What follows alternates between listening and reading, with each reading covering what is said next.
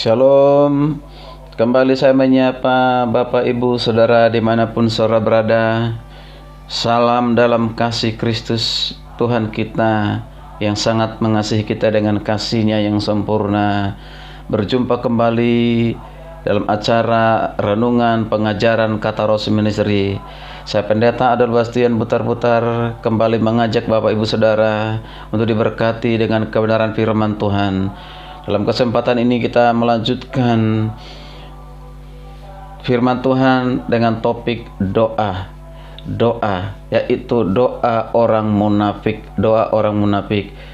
Di sebelumnya saya sudah sampaikan doa orang munafik, yaitu dia berdoa karena motivasinya ingin pamer supaya orang lain bahwa dia seorang yang saleh, seorang yang beragama, supaya dipuji, dihargai, dihormati orang lain. Tentu doa seperti ini adalah doa yang tidak berkenan di hati Tuhan, bahkan dilarang keras oleh Tuhan Yesus. Jangan berdoa seperti orang munafik. Nah, kita lanjutkan renungan ini. Kalau itu ciri sikap yang pertama doa orang munafik, yaitu berdoa karena ingin pamer, karena motivasinya supaya dilihat oleh orang.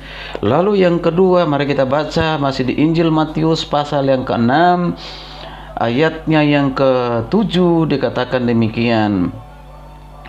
Lagi pula dalam doamu itu janganlah kamu bertele-tele seperti kebiasaan orang yang tidak mengenal Allah.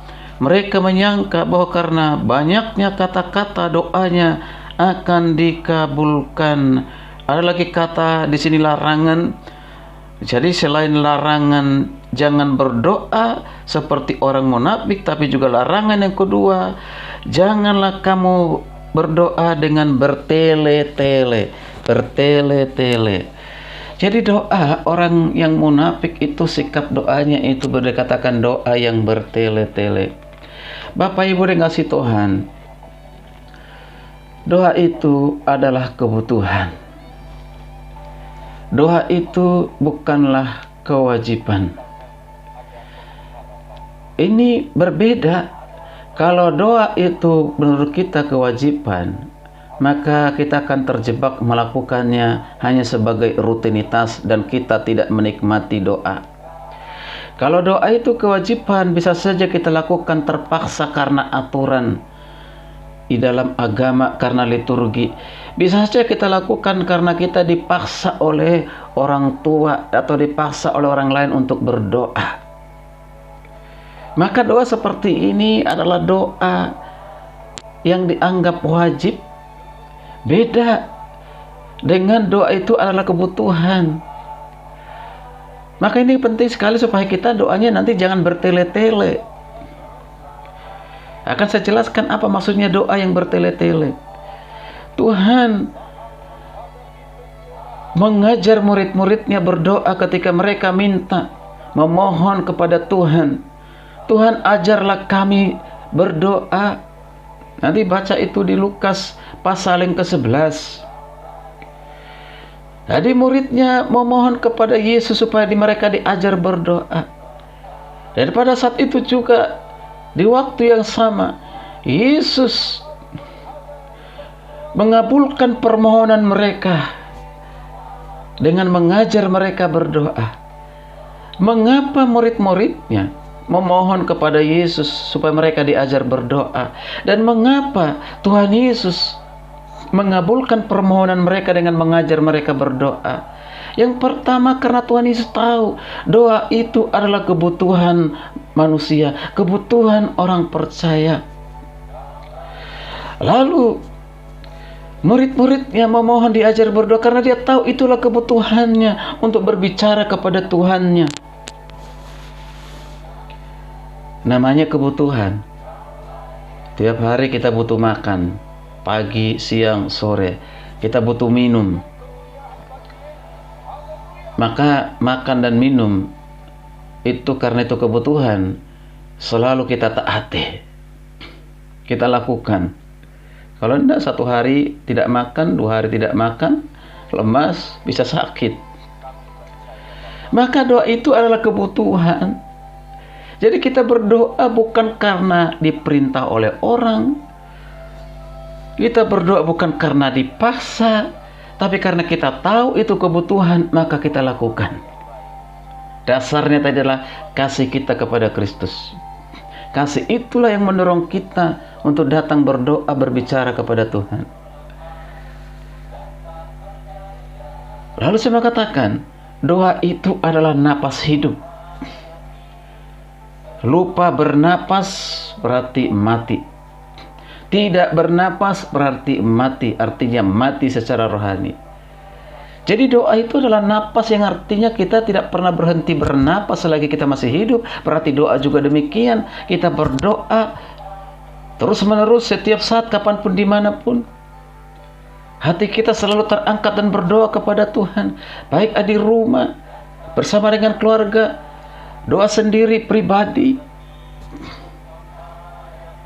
Dan doa dalam perjalanan, di dalam pesawat, di transportasi udara, darat, laut, kita bisa selalu berdoa.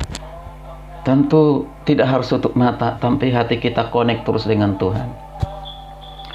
Mari kita kembali kepada firman Tuhan tadi. Doa yang bertele-tele.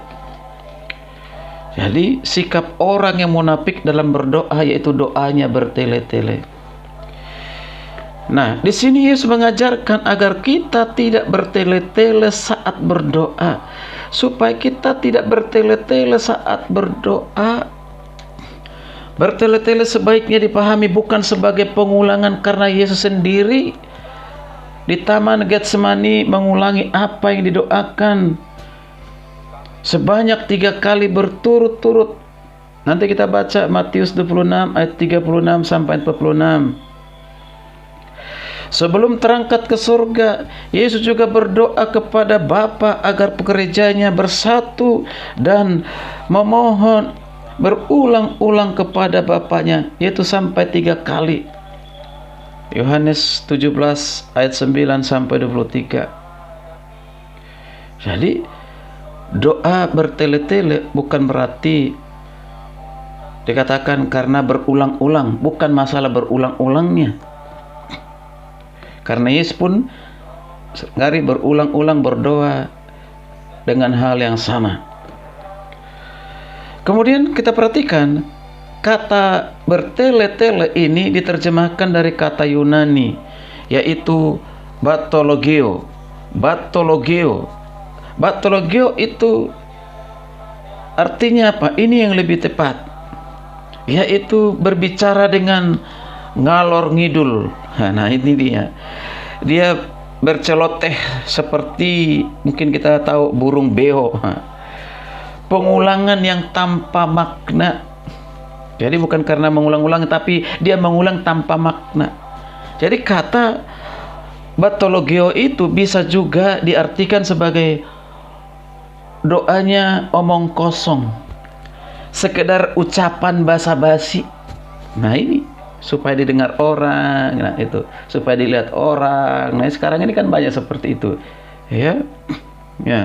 Bahkan berdoa di pinggir jalan mengganggu lalu lintas. Tapi luar biasanya kadang orang tidak ada berani melarang. Berarti nggak berani melarang karena dianggap itu sedang menghadap Tuhannya. Ya. Doa yang bertele-tele juga bukan menunjukkan pada lamanya waktu dipergunakan saat berdoa, bukan. Orang yang menikmati persekutuan dengan Tuhan dalam doa bisa saja asik menikmati persekutuannya dengan Tuhan di dalam pujian penyembahan, dalam doa-doanya, sehingga bisa memakan waktu yang cukup lama pada saat dia berdoa. Kenikmatan dalam persekutuan dengan Tuhan itulah yang menyebabkan pemazmur berkata dalam Mazmur 84:11, lebih baik 1 hari di pelataranmu.